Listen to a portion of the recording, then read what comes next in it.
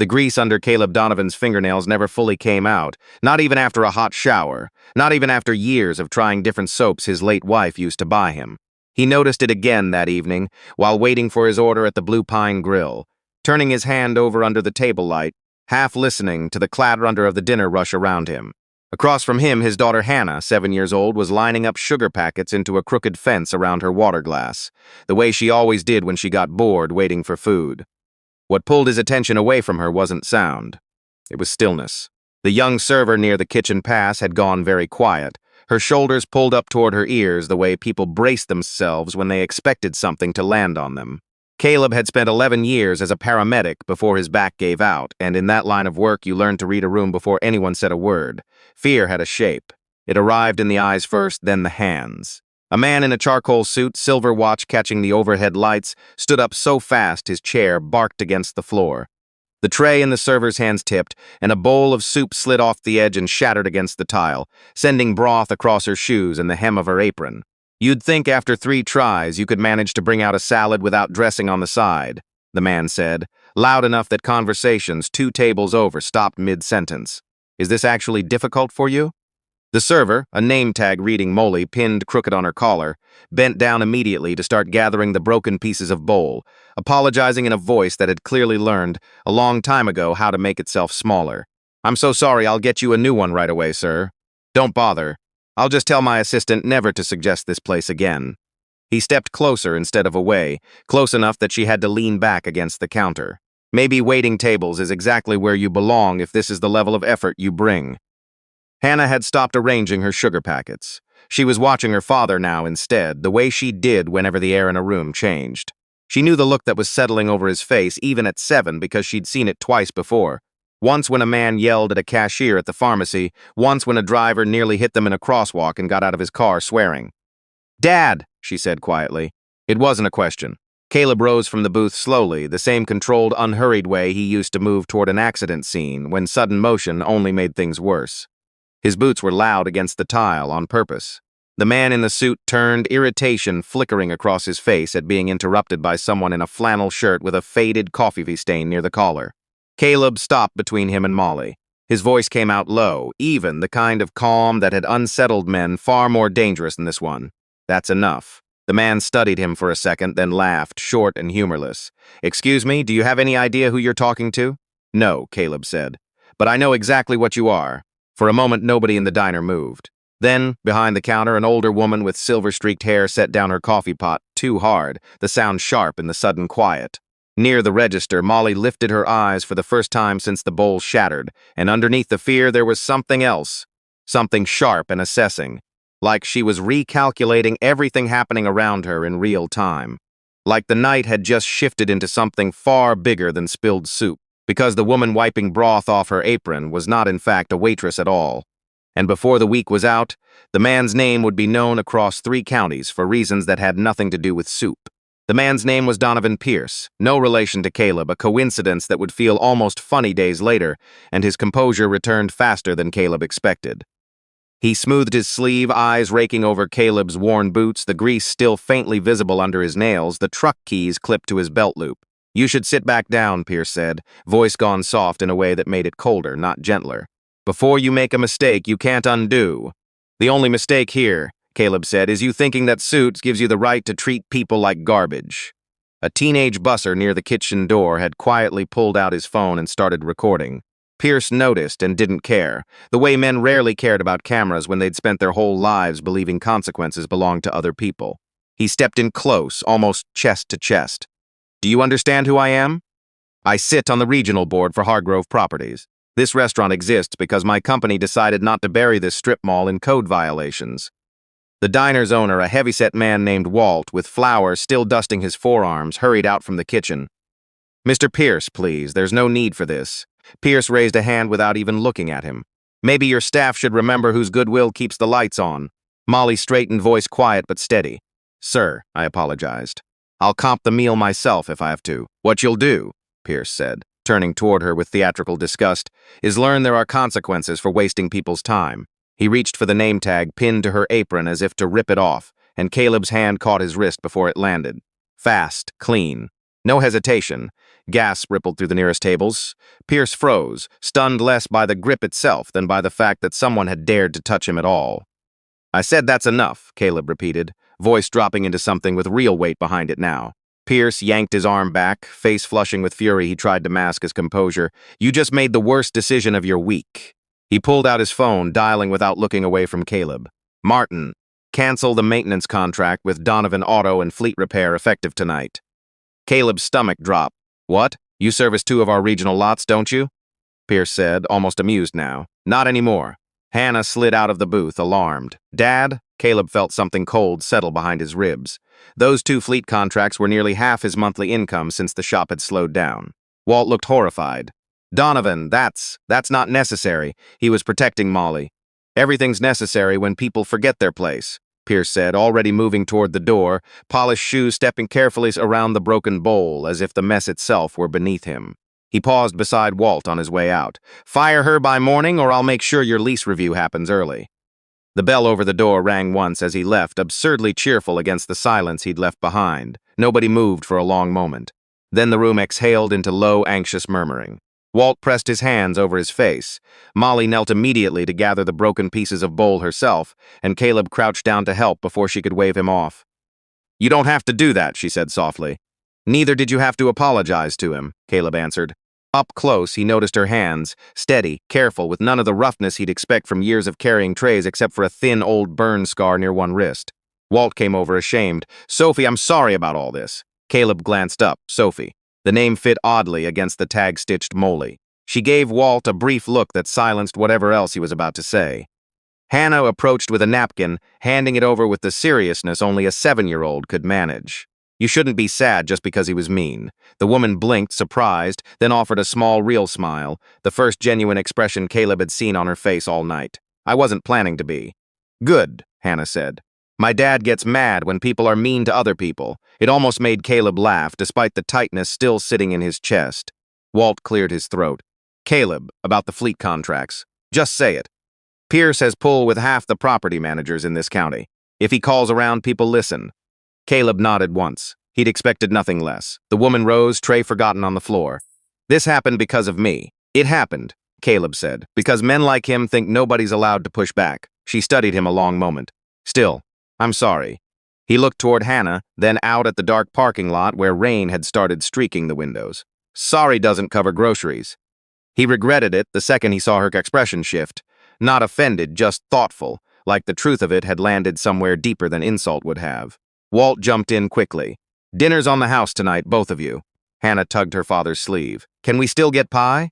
The plain, ordinary question cracked the tension in the room just enough. Walt managed a tired laugh. "Pie, too." "Absolutely." 10 minutes later, while Hannah worked through a slice of cherry pie and the diner slowly settled back into uneasy normal, Caleb's phone buzzed 3 times in a row. First message: contract suspended pending review. Second, tomorrow's scheduled maintenance canceled.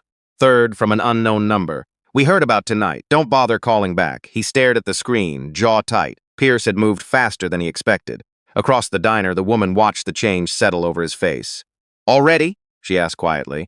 "Guy's efficient when it comes to punishing people," Caleb said, sliding the phone back into his pocket. She folded a towel slowly, expression unreadable. "Then maybe he's about to find out he picked the wrong person to punish." Caleb looked at her, caught off guard by the certainty in her voice, but before he could ask what she meant, another customer walked over, holding up his phone.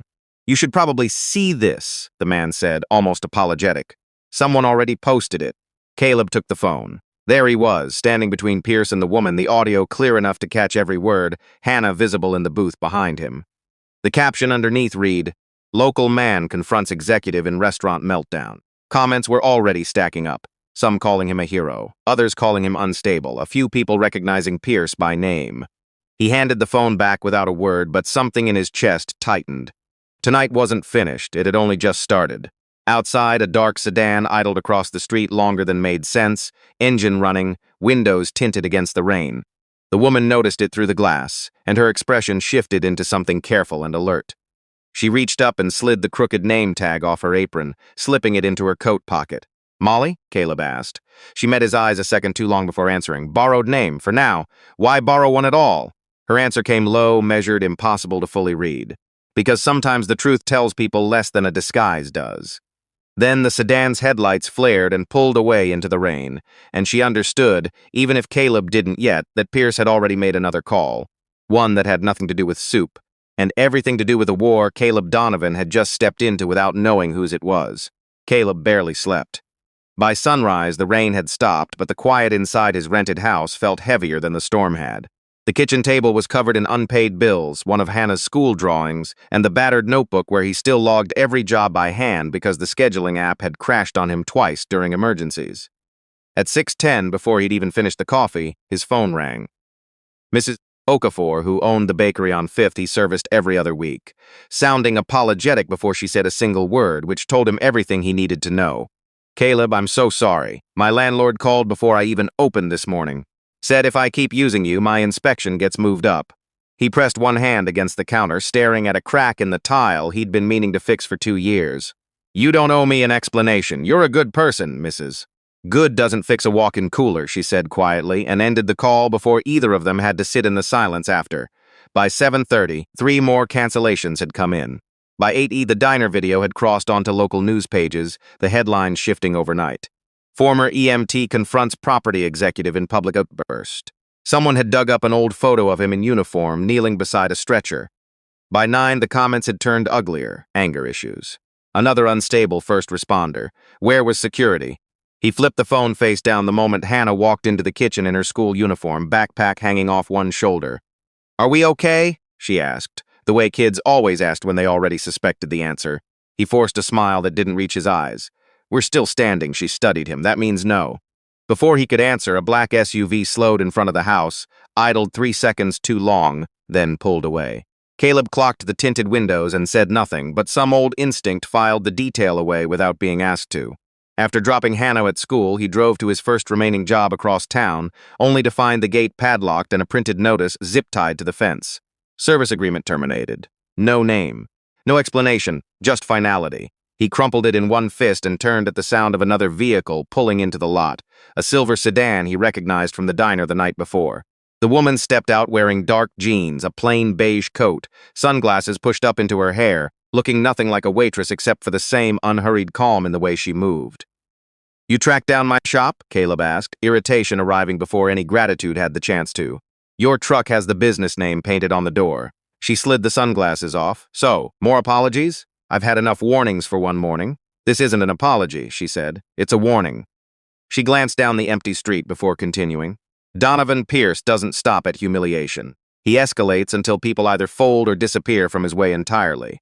Caleb gave a short, humorless laugh. "Noticed the SUV outside your house?" His jaw tightened. "That was him? Probably contractors he uses when he wants intimidation to feel personal but stay deanable." She nodded toward the crumpled notice still in his hand. "How many contracts did you lose this morning?" 6. "Going on 7 by noon, probably. You talk like you know his schedule. I know his methods." Her tone didn't shift, but something behind her eyes did. "Then tell me," Caleb said, stepping closer, "why a waitress knows so much about executive intimidation tactics." Before she could answer, a pickup truck rolled into the lot behind them. 2 men climbed out wearing matching company jackets Caleb recognized instantly. Compliance officers from Hargrove Regional Holdings, the parent group whose logo sat on half the loading docks he'd serviced for years. "Caleb Donovan?" the older one asked, clipboard in hand, while the younger one already had his phone up recording. "What now?" "We received a report of aggressive conduct toward a senior executive last night. We need your signature acknowledging that future contact with Hargrove-managed properties may result in trespassing charges." The woman's eyes narrowed, but she stayed quiet. Caleb didn't reach for the paper. He shoved a server hard enough to knock her off balance. The older man's eyes flicked briefly toward the woman, then dismissed her entirely. The employee involved filed no complaint. Caleb turned to her sharply. "Employee?" She said nothing, yet. The younger officer finally registered her face properly, and something flickered across his expression, gone almost as fast as it appeared. Recognition. A flash of fear. The older man caught it half a second too late. "Ems," he started. She lifted one hand and both men straightened on instinct, the way people do around someone whose authority they recognize before their brain catches up. Her voice, when it came, had changed entirely, colder, sharper, every trace of softness from the diner stripped away. "Continue," she said. The older officer swallowed hard. We were instructed by Mr. Pierce to Pierce," she repeated. "Or the company?" No answer came. She stepped forward, removing her sunglasses fully, looking at both men with an authority that landed like physical weight in the air. You can tell Mr. Pierce that using compliance staff for personal retaliation violates 3 internal conduct clauses and 1 labor protection agreement he signed himself. Both men went pale. The younger one lowered his phone immediately. Yes, ma'am. Leave, she said. They left without another word, and the silence afterward felt louder than the confrontation itself had. Caleb stared at her. Who are you this time? She answered. Sophie Marin. The name landed a beat late, the way recognition often did, because everyone in the county knew the Marin name: shopping centers, regional fleet contracts, half the downtown redevelopment projects. Caleb's expression shifted from suspicion to outright disbelief. Marin? As in Marin Regional Holdings? She nodded once. President and CEO. He actually took a step back. You're joking. I wish I were. She tucked the sunglasses into her coat pocket. I was working the floor at Waltz because that diner is one of 40-some local businesses operating under franchise pressure from a subsidiary of mine, and internal reports flagged a pattern of executive abuse at the regional level. So Pierce didn't know. He knew an audit was happening. He didn't know I was the one running it. Caleb laughed once, no humor in it at all, and I stepped between a CEO and her own regional director thinking I was defending a waitress. You were defending someone powerless in that exact moment, she said. That's what mattered. His anger surfaced fully now. Does it? Because this morning my business is bleeding and my daughter still needs her lunch paid for, while your board's probably discussing damage control over coffee. She took the hit without flinching. That's why I came before noon. Pierce already has a press response scheduled. His phone buzzed right then. She glanced at it but said nothing. He opened the alert. Marin Holdings executive claims local man threatened staff during alcohol-fueled confrontation. He looked up slowly. He's building a story faster than I can stop it. Caleb closed the phone. And where exactly do I fit into your corporate war? Her answer finally came low and honest. You weren't supposed to. Before he could respond, another car pulled in fast. Black, polished, deliberate. Donovan Pierce stepped out, coat immaculate, expression composed like the night before had been theater he'd fully scripted. He looked at Sophie first, then Caleb, then the crumpled notice on the ground. Well, he said, this is disappointing. Caleb moved half a step forward instinctively. Sophie raised one hand without even looking at him, and Pierce ignored it entirely. Sophie, if you wanted secrecy, maybe don't reveal yourself in an auto shop parking lot. He turned, smile widening toward Caleb. And you must feel special. A full executive escort this early in the morning. Caleb said nothing. Pierce adjusted his cufflinks, the exact gesture from the night before. Let me save everyone some time. The board already has your audit summary, Sophie. Half of them think your methods have damaged investor confidence more than any internal complaint ever could. And the other half, she said evenly, are waiting to see if I can prove you used company resources for retaliation, fraud, and witness intimidation before 6 tonight. Pierce smiled wider. You see, this is why I admire you. Always so prepared. He turned slightly toward Caleb. By tonight, every parent at Hannah's school will know her father threatened a senior executive in front of his own child. Caleb went still. Sophie's expression hardened instantly. You pulled school records, public enough when county donors overlap with property contracts. That was the moment Caleb's restraint nearly broke. Not from the insult, but from hearing his daughter's name in this man's mouth. Sophie stepped between them before the distance closed entirely. If you drag his daughter into this again, she said, voice dropping into something dangerous, I will personally file the criminal referral myself. Pierce studied her for a long second, then smiled that same polished, poisonous calm. Then perhaps you should decide whether he's worth the board seat you're about to lose. He turned and walked back to his car, and the sound of tires faded down the street. Caleb exhaled hard through his teeth. Sophie stood watching the empty road until the car was fully gone, then finally said what neither of them had wanted to admit yet. This stopped being about last night the moment he realized you weren't afraid of him. Caleb looked at her, his anger now tangled with something heavier. Then tell me the truth. If I hadn't stepped in last night, would you still have exposed him? She met his eyes. Yes, a pause, but not this fast. He looked toward the elementary school in the distance, already imagining whispers reaching Hannah before lunch. Congratulations, he said quietly. Your truth just moved into my house. By late afternoon, Caleb understood that public humiliation carried a different weight when it arrived quietly. Nobody shouted at him at the hardware store. Nobody confronted him on the sidewalk. People just looked twice, lowered their voices, pretended not to recognize him from the morning's headlines. The local news had looped the diner footage so many times that even the freeze frame they'd chosen felt deliberate. Caleb rigid, jaw tight, Pierce positioned to look calm and wronged. Someone had edited out the shove. Someone had muted the line about Sophie staying stuck waiting tables. What remained was a clean, polished lie. He felt it most when he arrived at Hannah's school and saw two mothers near the gate glance his way, then drop their voices. Hannah came out clutching her backpack against her chest, smiling until she caught his expression. "What happened?" she asked quietly. He knelt to her level. "Remember how I told you some people tell stories that make themselves look better?" She nodded. "They're doing that?" She thought about it. "Then why don't you tell yours louder?" The simplicity of it nearly undid him. He smiled despite everything, but it faded when Sophie's sedan appeared across the street again. This time she waited inside until Hannah had climbed into his truck before stepping out, holding a tablet and a thick folder of printed documents. She looked less like the woman from the diner, and entirely like someone who belonged behind boardroom glass, hair pulled back, navy coat sharp against the fading light. "The board called an emergency session tonight," she said without greeting. Caleb crossed his arms, "And I'm supposed to care because—" She handed him the tablet. A draft press statement filled the screen.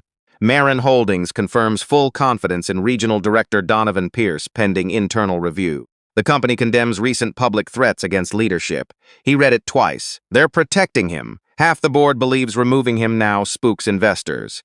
The other half is waiting to see if I can prove he weaponized company infrastructure for intimidation before 6 o'clock.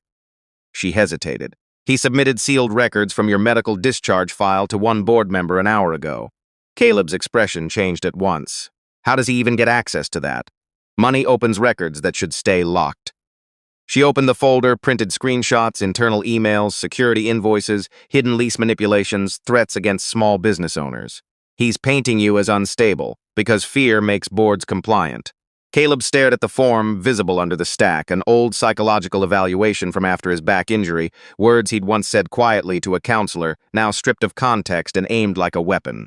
"He has no right. He has leverage," she corrected. "And tonight he plans to use your history as proof my judgment's compromised." Caleb looked toward Hannah in the truck, drawing fog circles on the window. "Then leave me out of it." He already made sure that's not possible. Every instinct told him boardrooms destroyed men like him, that those rooms wrote their conclusions before any witness walked in. Then Hannah tapped the glass and held up her notebook, 3 crooked words traced through the condensation. "Tell yours louder." Caleb stared at it, then back at Sophie. "If I go in there, I say exactly what I want to say. That's exactly why I'm asking." By 6:20, the Marin Holdings Tower glowed above downtown like a different city entirely from the streets Caleb knew. Glass, marble, elevators silent enough to make his boots sound too loud. He wore the only dark jacket he owned, the one from Hannah's school recital the previous spring, fitting awkwardly through the shoulders but clean enough to pass. Sophie walked beside him through the lobby while employees tried not to stare too openly. Some recognized her instantly. Others recognized him first from the news. The elevator ride to the 19th floor felt longer than it should have. "Why disguise yourself in a diner?" Caleb finally asked. If you could have fired him with one email, she kept her eyes on the folder. Because people hide the truth when they think authorities watching. They reveal it when they believe nobody important is listening. "And what did you hear?" She looked up only when the doors opened.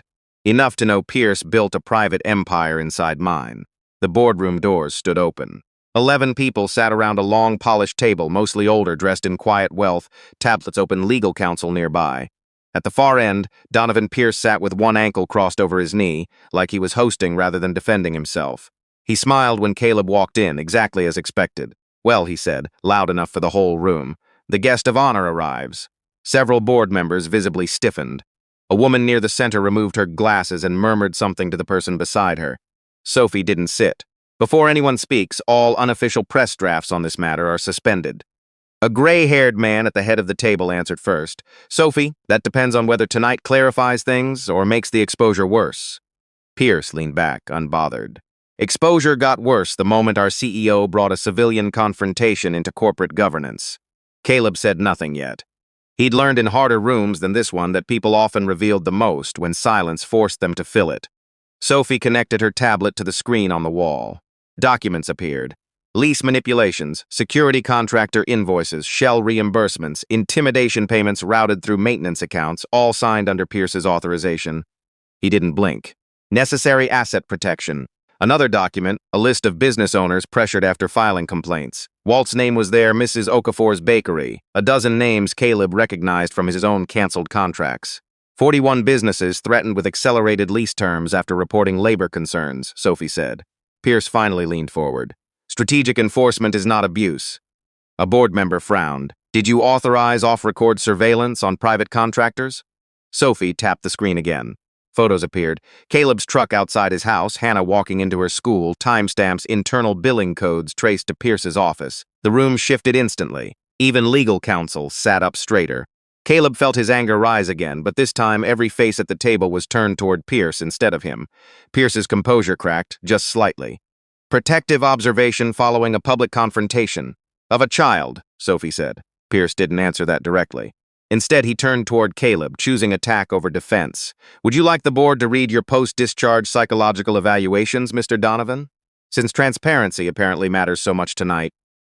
Several heads turned toward Caleb. Sophie stepped in sharply. That file was obtained illegally. Pierce ignored her, sliding the printed pages across the table. Anger management referrals. Post-injury evaluation. Recommendation for monitored reintegration. Caleb recognized the pages immediately. The worst stretch of his life, after the back injury ended his career, after hospital corridors, after losing his wife while he was still fighting insurance denials he never managed to win. A board member shifted uncomfortably. Another murmured, "Why is this even relevant here?" "Because," Pierce said smoothly, "our CEO's judgment is compromised if she's protecting a volatile man already central to a public scandal." The chairman finally looked toward Caleb directly. "Mr. Donovan, if you're here, speak now." Sophie turned slightly, saying nothing. She'd promised him that space, and she kept it. Caleb stepped forward, palms flat against the cool edge of the polished table, uncomfortable in the room but suddenly steady, because there was a thing powerful people rarely expected, plain speech without fear behind it. "Yes," he said. "I had a hard couple of years after my injury. I had trouble sleeping. I flinched at sudden sounds for longer than I'd like to admit. My wife got sick not long after, and the insurance company sat on every approval until it didn't matter anymore." He let that settle. "So if you want to call me unstable for stepping in when a grown man shoved a woman in public because he figured nobody would stop him, go ahead. Just say that part honestly, too." One board member lowered her gaze. Another quietly set Pierce's documents aside. Pierce shifted, impatient now that Caleb wasn't collapsing under the weight of the disclosure the way he'd clearly expected. "I didn't know Sophie Marin from a Waitress," Caleb went on. "I didn't know cameras were rolling. My daughter was sitting right there. She watched a grown man humiliate someone because he thought his title made it allowed. And you physically threatened corporate leadership," Pierce snapped. Caleb turned to face him fully. "No, I embarrassed a bully who expected obedience." Sophie watched the room carefully. The balance was shifting, and Pierce could feel it too. He stood abruptly. "This is sentiment, not governance." Sophie pressed one final key. Audio filled the room. Pierce's own voice, pulled from the diner's security backup that Walt had quietly forwarded that morning. Clear. Unedited. "Maybe waiting tables is exactly where you belong if this is the level of effort you bring." Then the sound of the bowl shattering. Then his voice again, cold, threatening the contracts. Nobody moved while it played. When it ended, the room felt noticeably colder. Pierce stared at the screen, then at Sophie, understanding too late that the one witness he'd dismissed entirely had protected the exact moment he assumed belonged only to him. The chairman removed his glasses slowly. "Donovan, did you retaliate against private contractors this morning?" Pierce tried once more. Those were operational decisions, not yes or no. He looked around the table and finally recognized what Caleb had recognized years ago in far harder rooms, the precise moment a group of people decide someone has become expendable. Sophie spoke quietly, almost without emotion now. He also signed the regional healthcare contract amendment 6 years ago that removed expedited approval coverage from the county's hospital partners.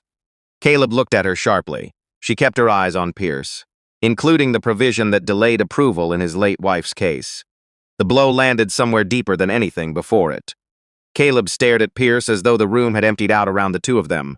"That came from a legal cost review," Pierce said, voice losing its polish for the first time completely. "You signed it," Caleb said. His hands had gone white-knuckled against the table edge. Pierce said nothing. The chairman stood. "Security." The word ended everything. 2 officers entered almost immediately. Pierce looked around the room once, still trying to calculate some path back to control, but the room had already withdrawn it from him entirely. As they let him out, Caleb spoke one last time, not loud but enough to hold the room. "Power doesn't build character. It just takes the mask off." Nobody answered, because nobody could have improved on the sentence after watching everything collapse around. Outside the glass wall, the city stretched out in scattered light beneath the dark sky, and for the first time all day, Sophie allowed herself one slow breath.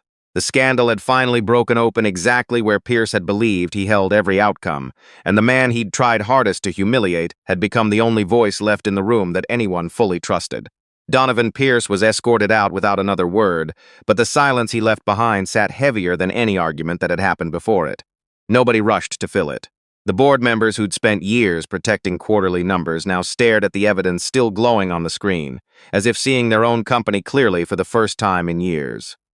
Sophie stood near the head of the table, shoulders straight, the exhaustion finally visible behind her eyes. The chairman cleared his throat and announced an emergency suspension of every contract tied to Pierce's office, a full audit of every retaliation complaint on record, and immediate protection for the affected business owners. Caleb barely registered any of it. The only thought left in his head was Hannah probably still awake at home because she never slept well when he came back late. When Sophie found him a few minutes later, he was standing by the hallway window, hands in his jacket pockets watching traffic crawl far below. "You were right," she said quietly. He didn't turn right away.